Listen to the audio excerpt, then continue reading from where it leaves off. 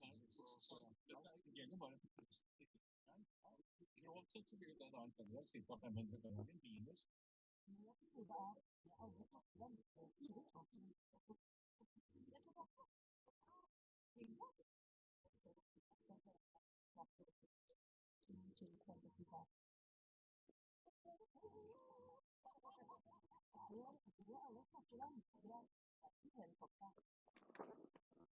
Skjønner eller dreier?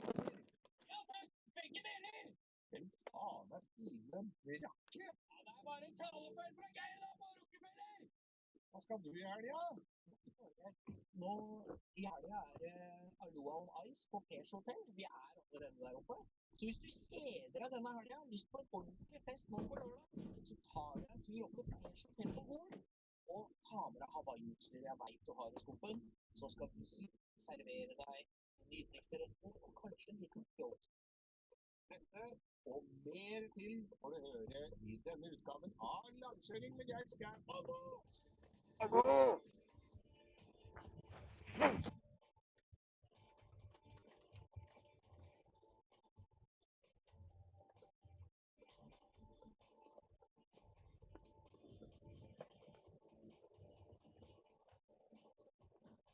Ja, da sitter vi her igjen nå, og jeg må jo si dette her helga har jo gått. Ja, det har jo skjedd litt i helga som var.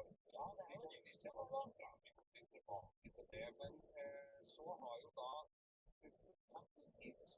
i familien min, eller altså kjære, og de har jo fått ut svigermora mi er 90 år 1. mai. Gratulerer til svigermor. Ja, da. 1. mai. 1. mai. Og dagen. Og selvfølgelig dagen det har gjort seg da kom bursdagen hennes.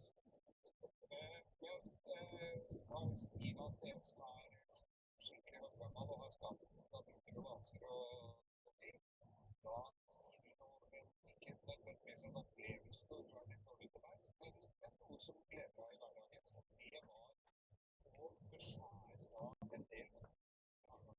Og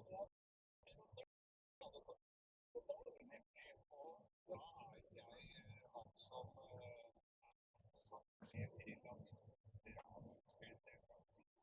Det skal ikke ha utstyr der, der er det som en slags og da er det bare i og for seg så fint det. Og vi trenger jo da en motorsag som ligger i knytta til sånn at som Bosch eller som blir igjen da, så da ja, men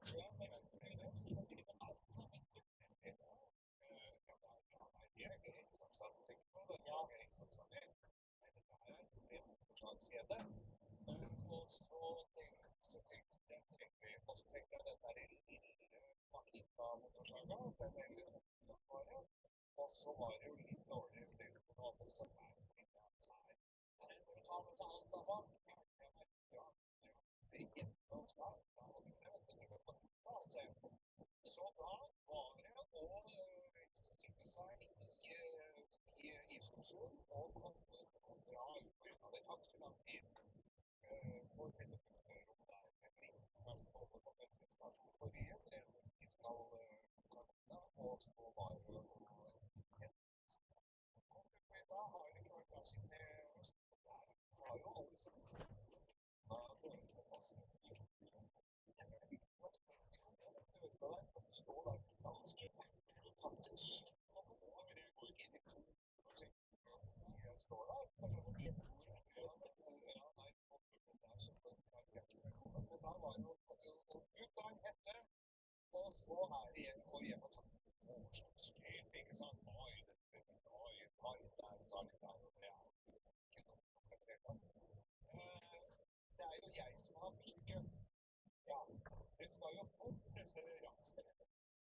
Hvis du har partnere som meldeplikker eller har da får du mye venner. Jo, veldig mye venner, og det disse krafttårene som ligger der, det blir jo ikke borte av seg selv. Så de greier å sortere seg til lenker og sånn for å holde å kaste på meldinga vår. Ja, men det blir liksom 10 ruter etter dykka med kvist. Det er sånn variasjon. Det er sånn driver med morgen. Så det er mer, ja.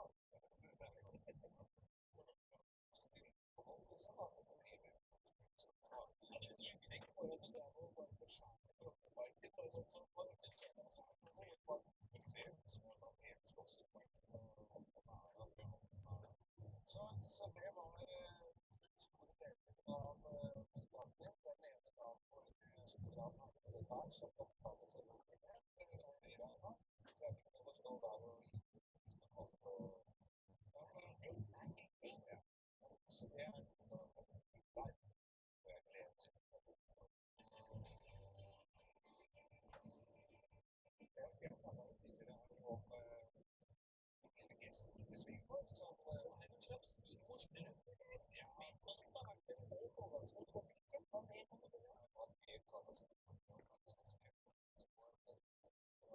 svigermor som svigermor som var farmor hadde Anita var hun hadde en søster som begynte nå er vi i gang ja hun hadde en søster som begynte å bli var jo liksom bli gammel og så på sykehus ble sendt på sykehus og så sier så kommer besøk og så sier neste gang du kommer da kanskje du kommer hvor søsteren svarer nå skal du ikke dø da du slipper jo aldri ut av det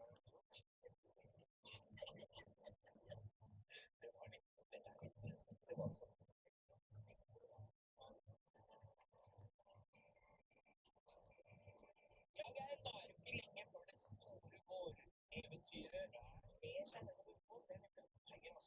lyset kommer om morgenen og kraft og det er som syns og mora mi er trøtt og mora mi er rullator og er litt engstelig da de ikke har feilet opp huset som er som å gå det er jo som er vanlig på bakken hvor gammel da med rullator går ikke nei altså vi har jo klart på båt det er jo både båtsesong og hvert øyeblikk og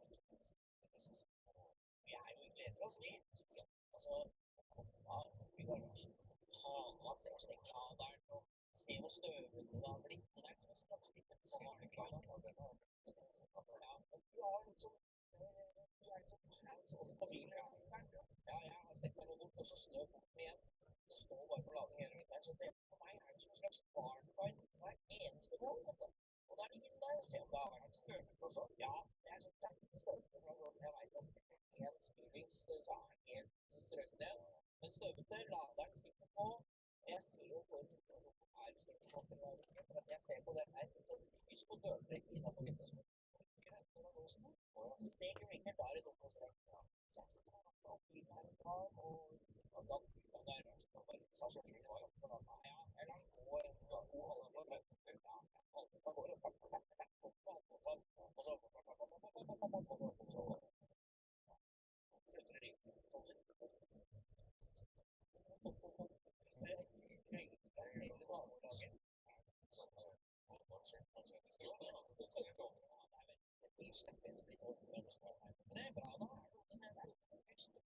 bra da så nei i Sverige jeg har jo sett at det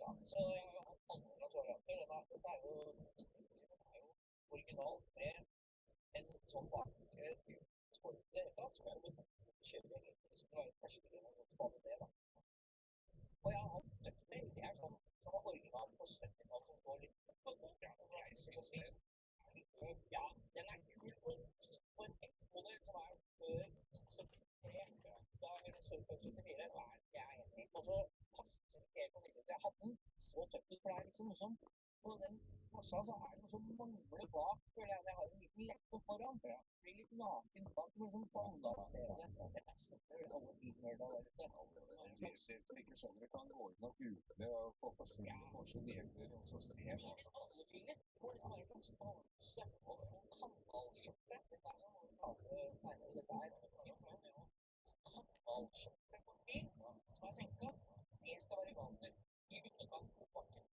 og så på hjul i forhold til hjulet så blir det litt bil skjønner du hva noen senker bilen med hjul skjønner du så det blir litt foran så det ser litt ut som helt sett ut som nærmere ut ser det bra ut men hvis det er sånn at da er kanalbilen veldig høy foran eller lav skjønner du altså ja så kanalskjorte skal være vanlig så kanalskjorte må være vanlig hvis dere lurer på hvordan det blir når du kommer noen ganger så ser du som du har selv kanskje tenker du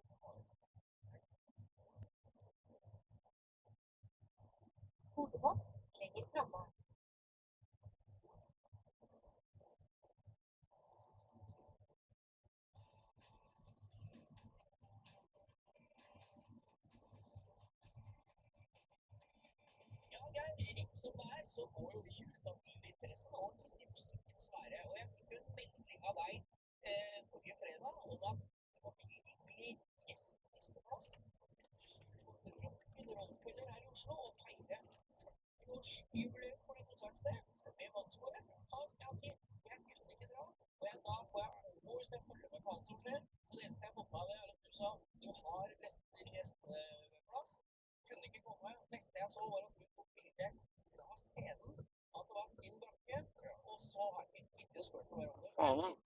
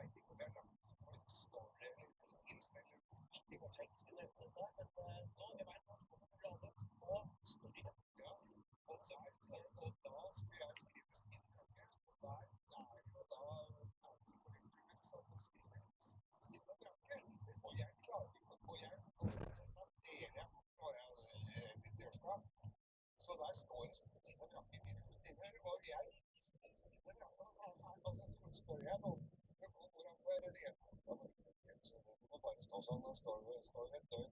Ja, Stine Brakke. Og da jo dirigenten som står der, de trodde det var at det var noe ordspill, at det het Stine, for det var Stine Bakke. Stine Bakke. Ja.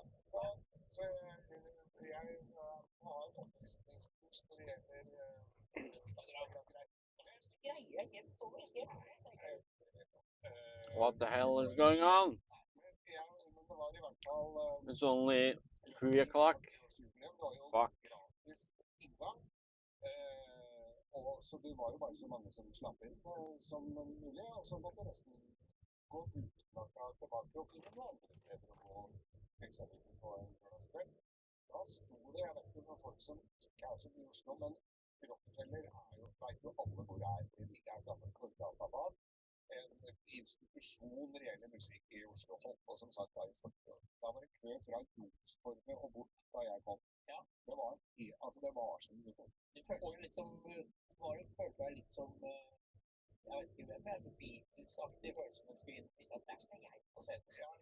Ja, og litt Studio 54 i New York, hvor du går for i køen, og så bare har en sånn armbånd hvor du går liksom, folk ser men i hvert fall, det var kjempegøy. Vi går på scenen klokka 9 og synger bursdagssangen for Rockefeller.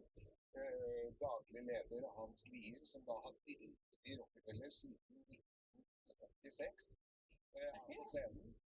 Det også den nye påtroppede kulturattachéen, måtte jeg få si, altså kulturbyråden. Han kunne fortelle det at han Rockefeller startet 3 år før han ble født. Men det var, og alt var hemmelig hvem som skulle ja, men spilte jeg vet jo ikke, dette ikke giddet å sjekke. Nei, det var Lars Lille Stenberg, det var Magnus Grønberg fra Sissi Cabos, det var originalbesetningen til valentinerne. Mairene på trommer, Petter Pogo, ikke Petter Bårli, Petter Pogo var der, og alle de andre, det var en helt fantastisk vokalist som virkelig gjorde jobben sin. Han gikk resten sin og slips, og sånn sveis som vi har, og han sa at jeg har gyldig fravær, men jeg gjør så godt. Ja, så det ganske gøy da. Så var det enig at Petter Pogo har noen helt opp med har du lagt merke til det? Nei, det ikke som oppe sammen. Han oppe der, så han lager forslag. Ja, det samme. Men nei, så, og det var Valkyrie All Stars, Tuva Simpson, det var ja, det var Sondre Lerche og Tetteren og Lars Vaular, rett opp på den som flott på Flåstad, ja. Det tok det. Ja. Og diverse andre, så det var ja, det var jo samspill. Han spiller ikke han veldig opptatt på å spille fotball sammen med Herman Flesvig. Nei, det noe blandet.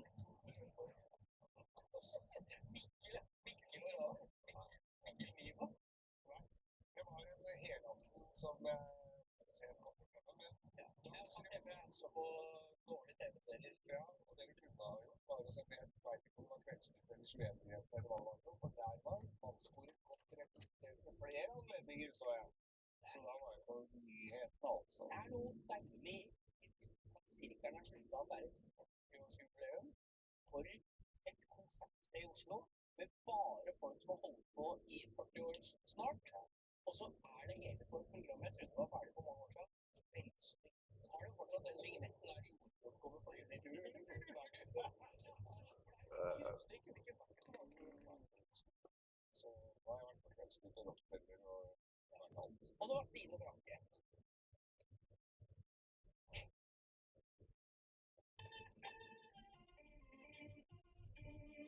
Nå skal vi inn i en ny favorittspalte som har gjort at vi har våkenetter og latterkuler på telefonen. Det nemlig kommentatorer i kommentarfeltet. Jeg får jo stadig vekk meldinger av folk vi kjenner. Bjørne Harry Olsen ivrig. Her det, han føre var, vet du. Her det noen som skal ha noen gamle sentertopper, for eksempel, til Nordfjord. Og så skriver han før noen har kommentert. Her får du følge med, Bo, for her blir det ekstravaganza, sier jeg. Og det stemmer jo, hvert fall. Vi får følge med på alt.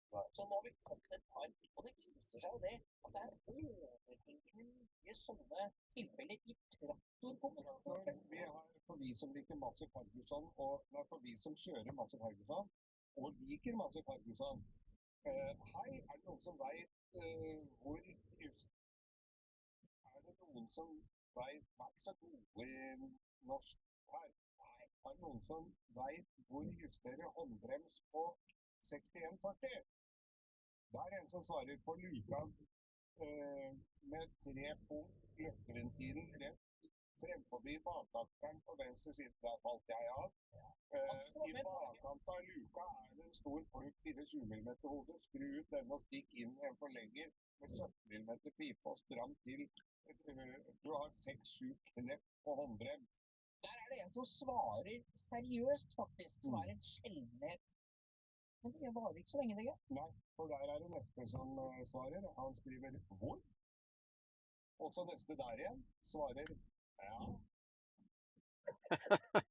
Det må jeg jo si er akkurat det vi er ute etter. Hvor? Det er så bra. Du tar den luka, skrur til 17 mm, og så svarer nestemann hvor, og han nummer ja. Du får ikke mer. Men så er det hvis det er noen som svarer litt klønete, eller svarer litt som ikke har noe med dette her å gjøre. Det er en annen perspektiv som heter traktorungdom. Det er vel traktorungdom. Det er bare de er ikke helt greie på orddelinga her. Noen som vet hvordan man senker en traktor.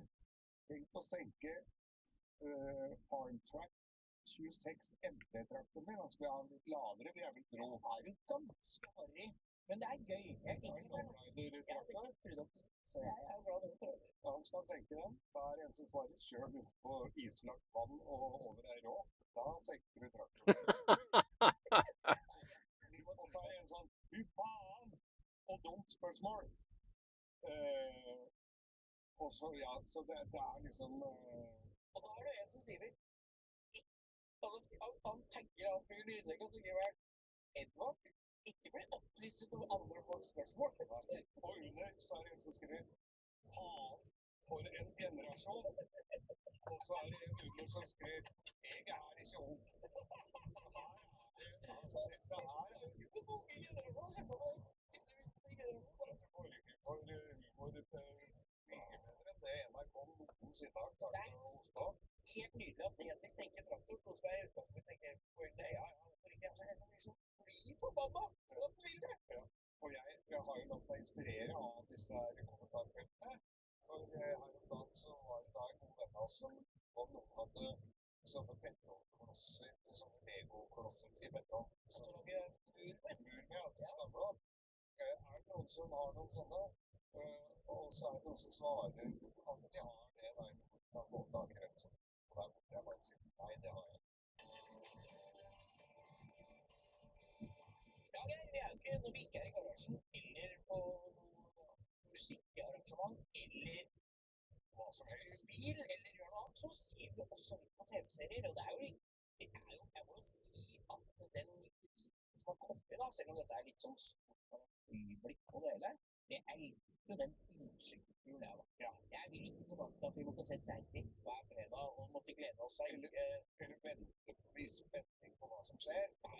Hva er jo av det fremdeles? Ja, jeg synes det er en døv greie. Jeg synes at det skal vente på å lansere sånn som Drive to Survive Formel 1 da. Der hele sesongen kommer samme dag. Så jeg setter deg rett ned og ser alt sammen.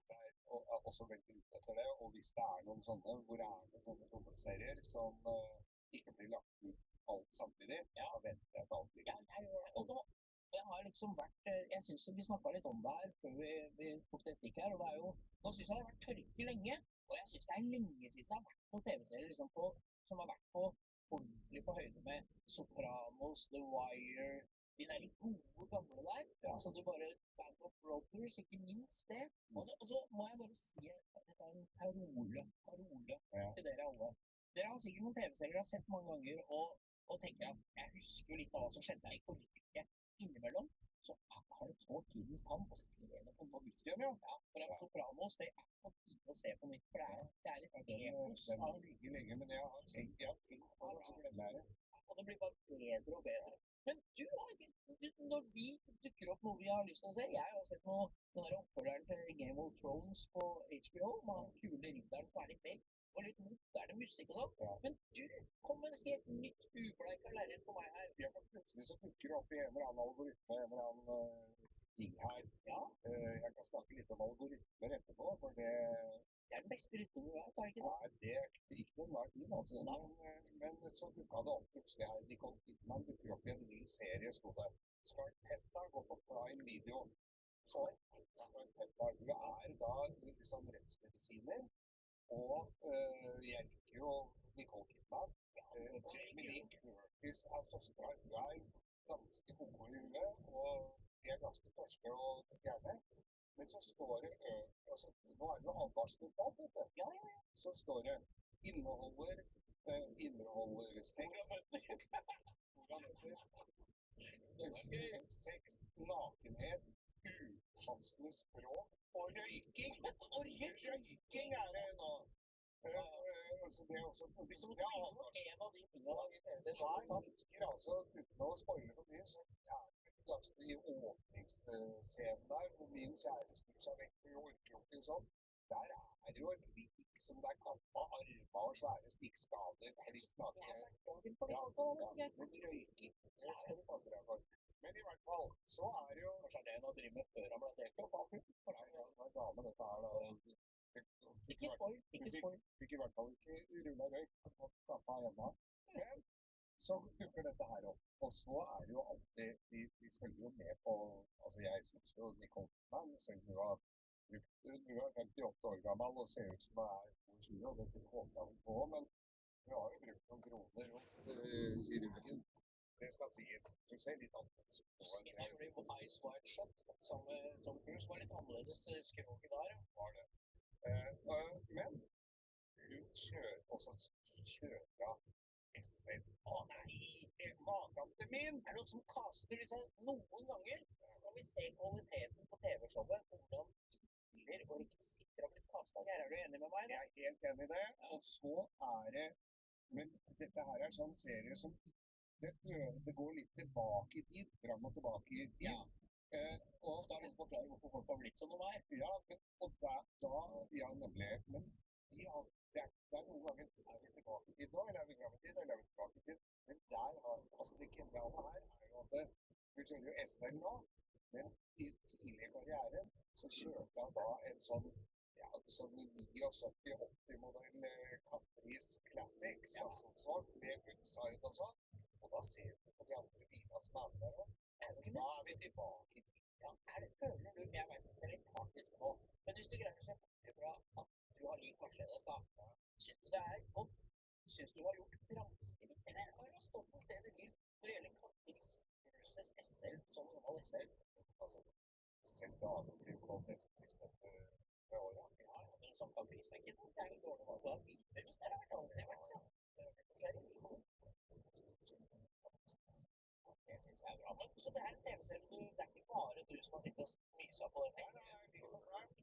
Alle episodene ligger ute, så det er bare å pløye og se rundt forbi. Jeg skal komme med et sted, så du kanskje kan se. Nordsprut står og ja, det er litt sånn, skal vi si, sånn sakte, men ikke så sakte som engelsk krim i påsken, men I'm gonna switch to something else to listen to.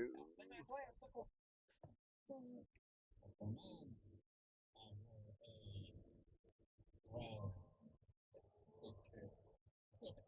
I use inspiration. This means something to me. I hope not this time. 19! Dance with a muffin? I feel like I'm in the H-E-B parking lot with a grackle. It's beautiful. It's a beautiful dance between bird and muffin, or agricultural muffin. Sneakers and waffles require tuning by a road that unsuccessfully sneaks up on three allies without their notice. I'm gonna attempt to do that. I guess 3 stealth checks. You gotta do it fast. You gotta call them out though first. Who you working on? D, while they're distracted with their cool dance, if they go stealth check with advantage, apparently, because I have an A next to it. Is that right? It's because the sneakers give you the advantage, so you don't have that advantage because you're not cheap. Iron it. I do the you make a perception check. That's a 26. Do this. Good luck for 19. Oh yeah, you successfully sneak up on the team. Okay, he's distracted by the weapon. And I'm sorry, well, they are distracted by with their weapon. And I deposit 1 silver into their pocket. Who's next? Who's your next target? And then after that, I'm gonna go for old Barney. And do a Barney make a perception check. 9.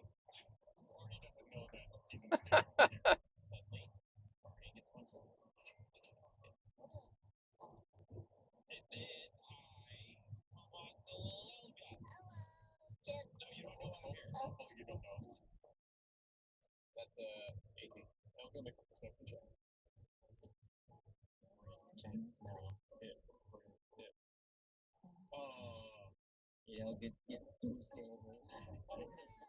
You are now attuned with your speakers of lost souls. It's so very simple. I'm unlocked. Silent. And after, giving you all your upgraded items, Ragnar says, oh, one moment. And he gets a ladder, climbs up to a very tall shelf in his workshop, and pulls down an item covered with a piece of cloth. And takes the cloth off and reveals the headdress of Auntie. Did we ask the mummy if this is the real one? Yeah. Actually, before you even have a chance to do that, the mummy reaches out and takes it into her hands, and then she puts it on top of her head, and it seems like you see a change in her face. As soon as the headdress fits the top of her head, the mummy's eyes flash like golden stars. And still a ghost, her face seems to regain some color as well, and she looks at you all with a gentle smile. My friends, it is good to recognize your faces once more. Oh. Thank you for restoring us my memories and my kingdom. I have good news and grave news. Uh-oh. Good news is I remember where I last saw the alchemist, here in the city. Man. Bad news is I hope I'm wrong. Oh. Quickly, I should make haste northward to the river. The mummy nods to Ragnar and swiftly phases through the wall back outside. I do too. This is fun. I run full speed into that wall. How much damage do you take? Full speed weekend too. Is there a door outside of this place? No. I climb, jump through the window. I crawl through the hole, the Kool-Aid Man hole. What's that ship leads? Well, let's see if it leads a hole. He does not leave a hole. Or else you're just running into the back of the ship. So the mummy rapidly leads the way northward past the alabaster mausoleum. After 15 minutes, the soft babbling of flowing water echoes down the street, and braying of horses fills the air. The mummy floats right past a fortified building with stables straight toward a dilapidated cobblestone bridge. The river below it flows with sickly green water. 2 spectred horsemen dressed in gray uniforms swiftly gallop out from the stables and block the path. They give everyone a stern look. That is far enough. This bridge is off limits to civilians. No one may go beyond the Riviere du Yacht. It is for your own safety. Why? What's dangerous? On the other side is La Cardinal. And why is that dangerous? It's an awful land, ruled by the current. Oh, like Witches? witches? Yeah, maybe. We And why are they so? can't. Why are they? No need to call women then. They have waged a cold war over Parisian territory for years. Like what's some of the things that have happened? Give us a little history lesson. The bag of food. The lighted on fire on our door. Yeah, right. And we knocked on the door. Oh, and then what happened? We tried to stop it out. Yeah. With proposals. That's inexcusable. I don't know. That's obviously not You can tell how long it's been since Gus did pranks or anything. Great writing, Micah. That's awesome writing. Yeah, good job. Are y'all at war with them, or just they're mean to you? A cold war. I got real cold. Okay. What was the genesis of this? Was it the poop bag? Who started this whole thing? People around the world. So they just been mean to you and you're mean to them? Oh, Okay. Have you ever tried talking? no, it is very dangerous. What if we did it for you? We're out for Itchians. We got no skin in this game. We could go and maybe find. You know what? Chip here has some gross poops, and we can give them a big poop I bag. think we should get off the poop I think that's the discussion. we could go as representatives of a neutral third party and broker a peace. How does that sound? Barney and Chip, both of you make persuasion checks here. 17. 15. The two of them kind of whisper to each other a little bit, have a back and forth. Since, I'll say Elga and Mateed, since you all didn't make persuasion checks, I want you two to make me perception checks.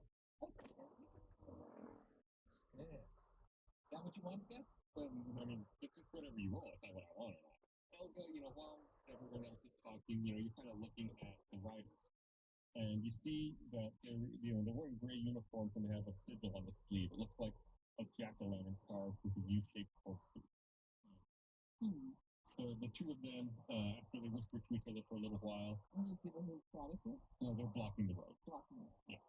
They say, "Okay, you can go, but be warned. The Coven curse people and have taken over parts of Paris, so be very careful. Also, thank you for your help with the pasta. We know you are very capable." I say, you betcha. And remind me of your names again? I am Lieutenant Oriana. Okay. How are you, little one? Je m'appelle Sergeant Leozard. Oriana and Leozard, hey, we're going to do the best that we can to make sure that there's peace in this land, eh? Okay, so they step aside and let you all go. And are we still with the mummy and anyone else? Not just the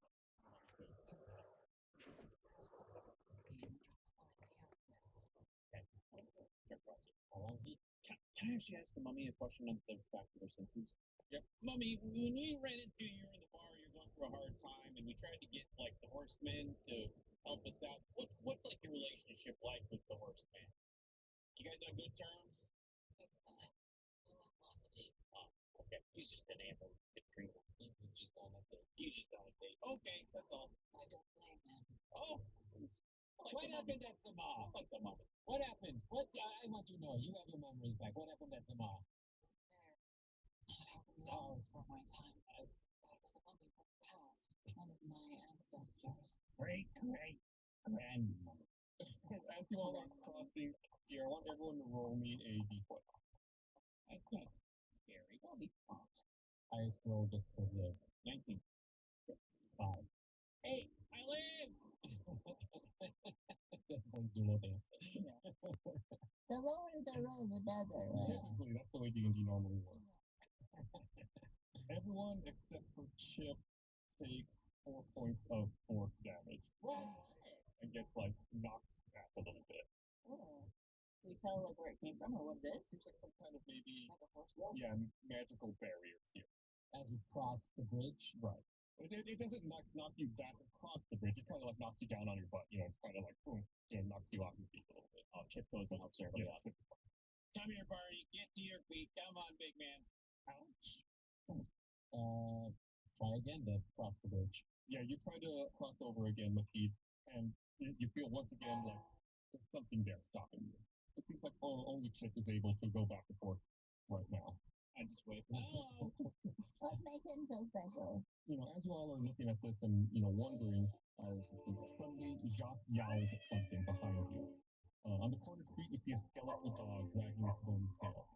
Jacques hisses at the hound and lunges after it. The two creatures take off down the street heading south. The opposite direction of the bridge? Yeah. And the mummy, Nuts again. The mummy seems quite surprised and says, Well, what are we waiting for? We should follow the feline at once. As the ancient proverb denotes, cats know what they are doing. and the mummy speedily gives pursuit after the animals. So do I. Okay, let's go. I do too, but I get on all fours. It's like the animals. Okay. The wintry wind whistles all around while rushing down the streets of Ugh, rush hour traffic homewards. But it's a little early for the rush hour, so probably something happened further away.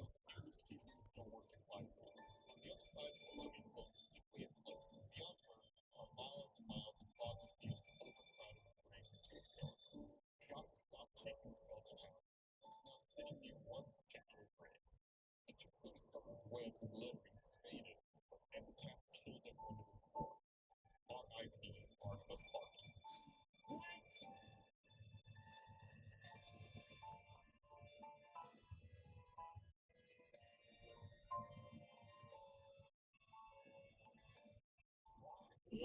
Dave? Is that you? Your whole name is Barnabas? The dog does some fingers. Sweet. That's crazy. That's a year on it? We'll find out. This is a fun one. There was a lot to digest. A lot going on in this one. episode, yeah. We get lots of Mario. We learn about Kino. Miss Yeah. Kino? Carol Kino. Carol Senior Kino. I would go to a concert for Carol Kino. That's a cool name. That's a cool name. K-E-N-O. All right, well, we'll be back next week with another episode. Don't forget, next month, in a couple weeks from now, we're going to kick off Stinkywear. Stinkywear's More coming. information on that at Stinky Dragon Con on social media. Tell your mom, tell your dog, tell your neighbor, tell your mailman. It's a sacred month. And Yes. we referenced several times the Catmon episode of Stinky Dragon Adventures. That is out for free. That's stinkydragonpod.com. Yeah. So if you're wondering what that is, Go check it out. Yeah. All right, thanks for listening. Bye. Did you know you can directly support the show by subscribing at stinkydragonpod.com/first? You could join the ranks of amazing little sneakers like Bevan B, Emelina, Right Fit 80, Vibin, Psilocybin, and Uncle Cousin, Ounce Little Teacher. These people are directly supporting the show and getting access to more great content like Second Wind. You can interact with us on subscriber-only Discord channels and events, and more. Again, that's stinkydragonpod.com/first. We cannot thank you enough for the support that allows us to make this show. Listeners who interact with us on social media and Discord have NPCs named after them in this episode, like Ryder Rajad, aka The Mummy, named after user Ryder7S, who's voiced by Hannah McCarthy at Hannah. Ragnar the Goblin Artisan, first patron, Commander N7, voiced by Jeff Yetter. Wino the Candle Craftsman, named after first patron, Hoping Inspired. Subangelus the Sleepy Sandstone, first patron, Subangelus. Guess that one. Voiced by Michael Reisinger. Alamo the Musical Merchant, named after first patron, Monsoon. Lieutenant Oriana the Cavalry Rider, named after first patron, Caro Ali, or Caro. Sergeant Leozard the Cavalry Rider at Lace William on Twitter, voiced by Michael Reisinger. Additionally, the headless horseman was voiced by Jacob Fullerton at _Jacob Fullerton. The Stinky Dragon Tale is managed by Ben Ernst. This episode of the Stinky Dragon is produced by Tycho, written and composed by Michael Reisinger, with additional editing work by David Simon. Head on over to stinkydragonpod.com/first for all things Stinky. And tune in next time for another thrilling episode of Tales of the Stinky Dragon.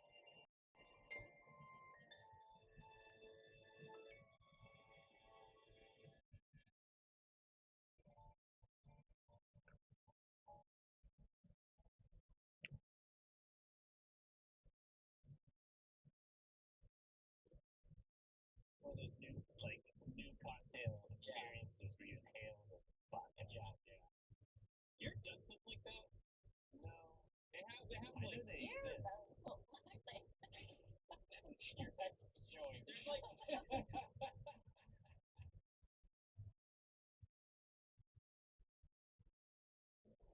Dette er en podkast fra P4. Det er bare å ønske hjertelig velkommen til denne podkasten. Og det er vel ingen hemmelighet at vi ikke helt slipper unna Mette-Marit denne gangen. Vi sitter jo heldigvis på fasit. Folk lurer på hvordan ting er, og hvordan det var. Det er vår bør, det vet vi. På forhånd, vær så god. Ja. Greit å kunne komme med den. Vi skal The Stinky Dragon vinyl is here! For the month of March, we're dropping the first ever Stinky Dragon vinyl album. This limited edition record happens to feature all of your favorite hits like Step Into the Stinky Dragon, Introducing the Infinites, Sleek Symphony, and even the high-octane Sparse Still King. It's the ultimate way to experience the saga of the Infinites in glorious analog. I'm so excited you get a physical piece of media. But don't wait. When it's gone, it's gone. Go order yours now at store.stinkydragonpod.com. Grab yours before the music stops. Do you remember that feeling of your first critical hit? Or are you one of those people who are getting ready to start that journey? Well, I have a show for you. It's called Girls Who Don't D&D because none of this all-female team of players has ever joined a D&D game before or any other role-playing game.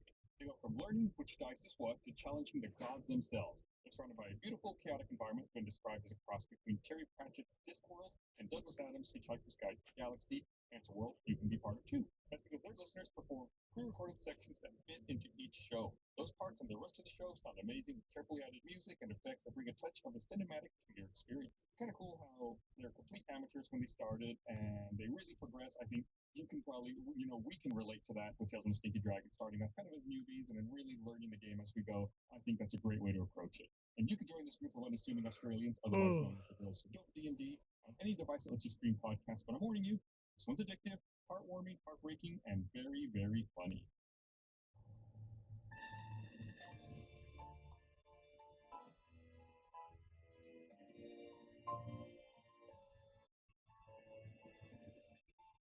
Good evening to all you enchanter wizards. Stride into the Stinky Dragon Swallow Unto the Will.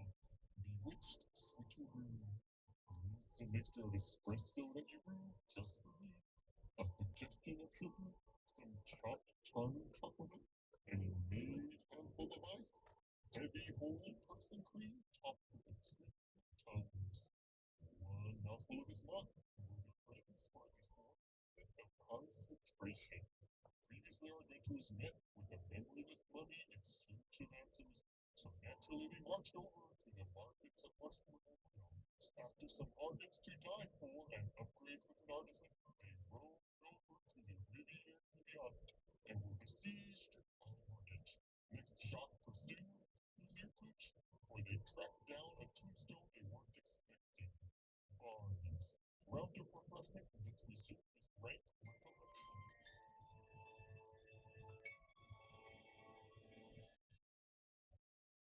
I don't want to make it a habit of dissecting your concoctions at the top of the show, but you did say a mage hand of ice. The mage hand can hold 10 pounds of ice. That's a little too much ice for your drink. 10 pounds. This is a mage handful, not a mage hand of ice. You know, it's actually 10 pounds. for light ice. Any amount less than that. Wait, with the Stinky Dragon guy, he's at the bar, he's serving coffee, but he's at late Dunkin', but it's late night, and he's serving coffee. Like, Decaf. You never had yeah, that before coffee? midnight shift.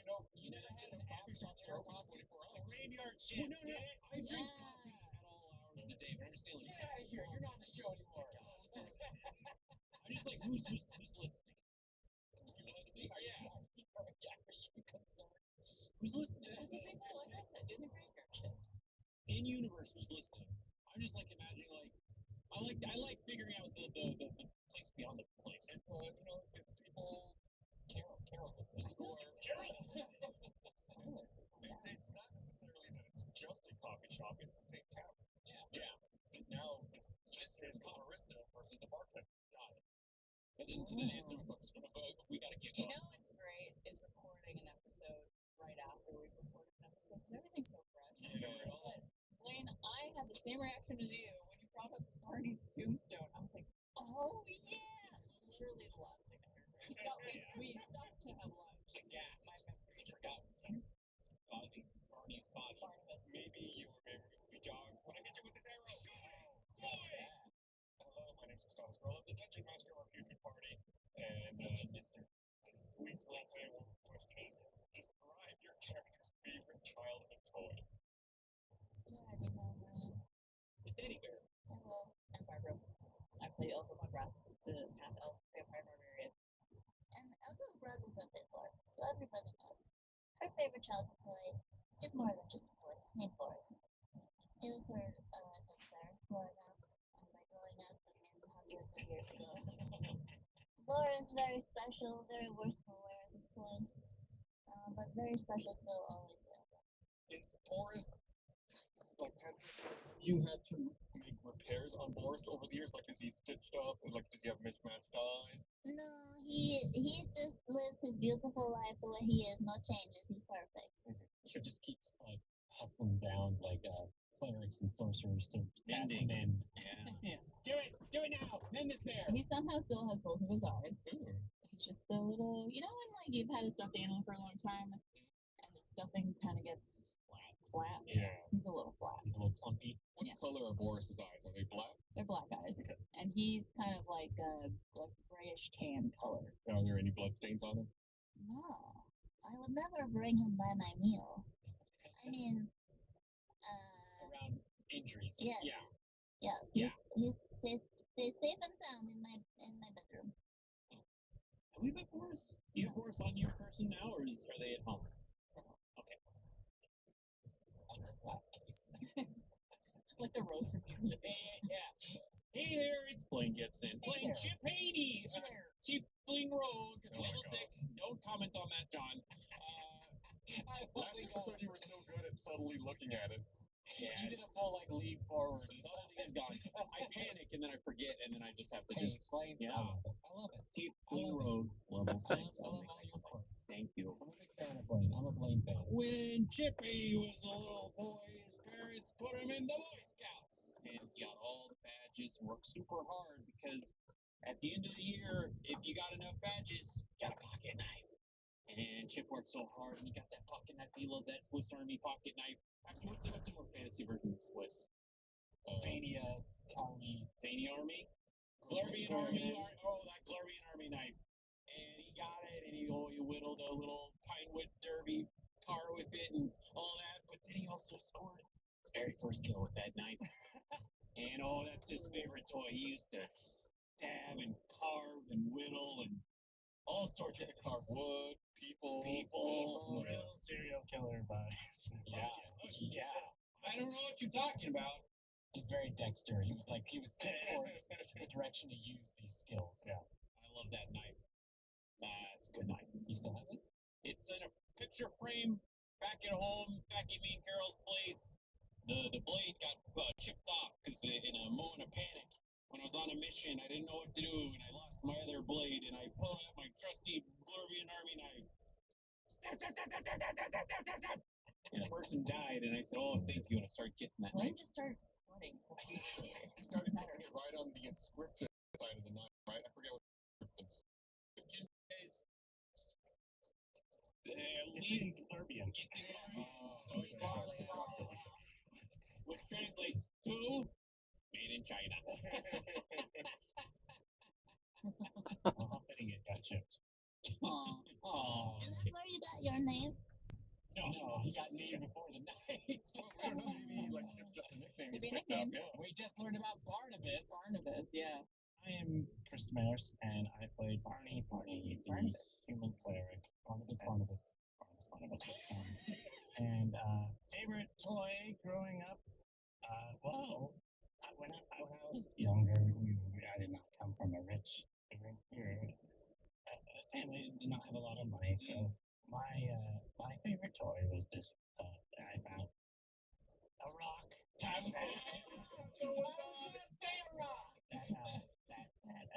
resembled a face, and Did you draw like little eyeballs on it? it had in-canes that looked a lot like eyeballs and used some berries to add a smile. Yeah, rocks were a really new thing when Barney was young. Barney, did you score your first kill with this rock as well? No, it's my first friend. What was the name? What was the name? Sweet. Wilson. No, you can't do that.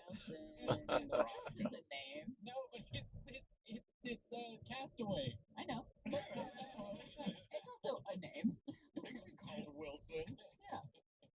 Wilson the Rock. You know what? I appreciate that, Barb. You're defending him using that because he used like Simpsons and stuff. Hey, references are always fun.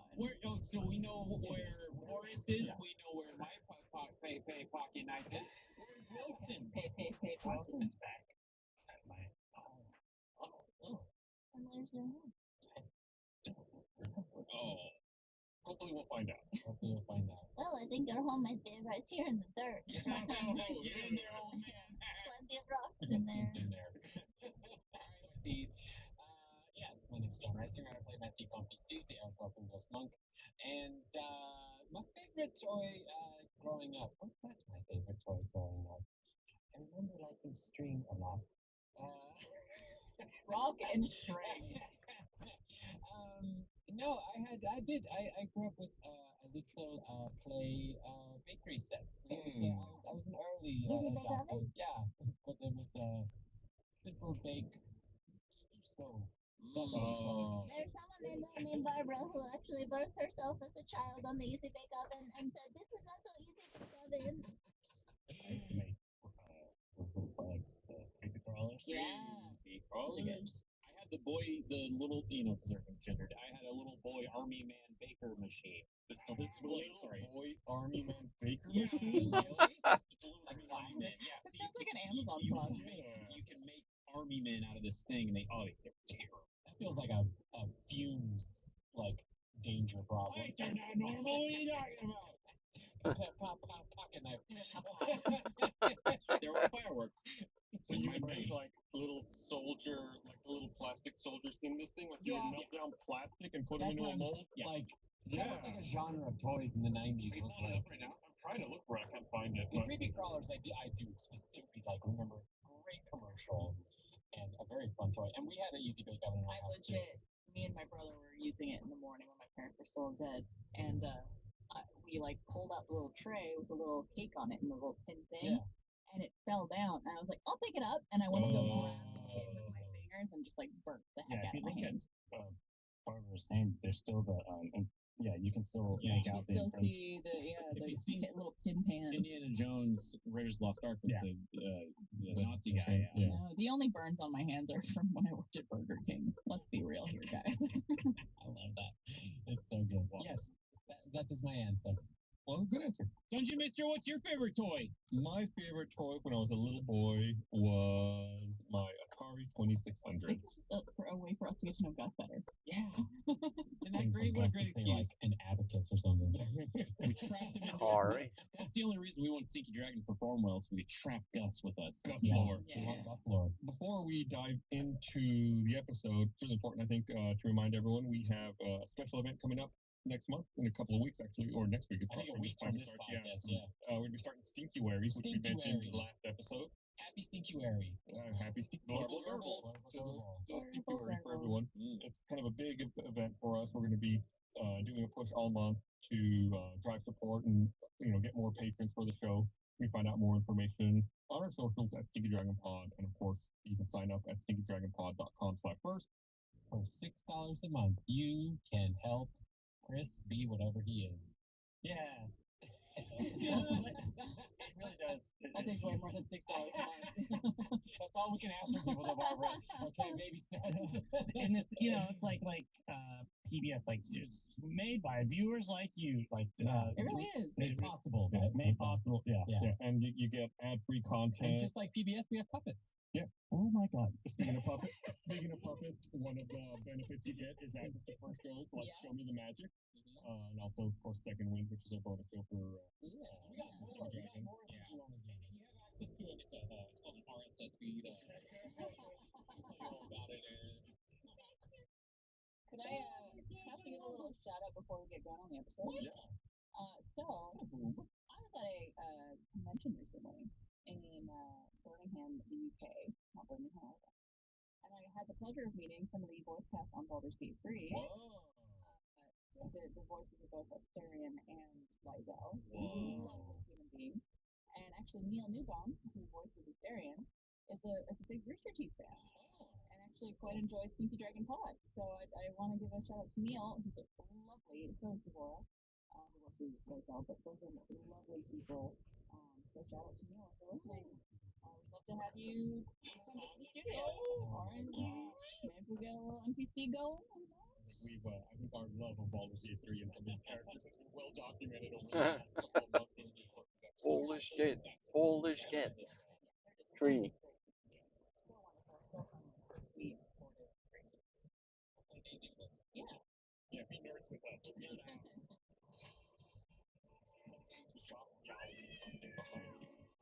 On the corner street, you see a skeletal dog wagging its bony tail. Jock hisses at the hound and lunges after it, and the two creatures take off down the street heading south. The opposite direction of the bridge. Yeah. And the mummy, that's dead. The mummy seems quite surprised and says, "Let's go." I do too. When I get on all fours. It's like the animals. Okay. A wintry wind whistles all around while rushing down the streets of Paris. Turn after turn, the mummy leads away, following Jacques and the dog down alleyways and skipping past the familiar mausoleum, all the time heading south. Without warning, a wall blocks the path, but the mummy phases right through it to the other side. It must be the southern border of the city. A quick look around reveals a few-loose pieces of stonework to climb through. On the other side is the mummy floating stiffly in place, and beyond her are miles and miles of foggy fields overcrowded with graves and tombstones. Jacques is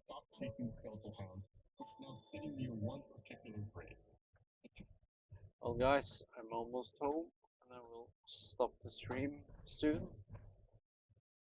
I guess I will see you guys later tonight for some gaming.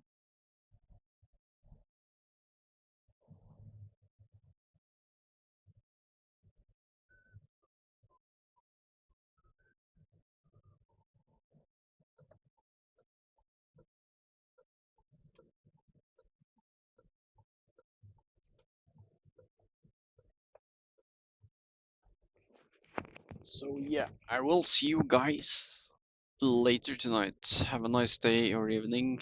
Yeah, goodbye for now.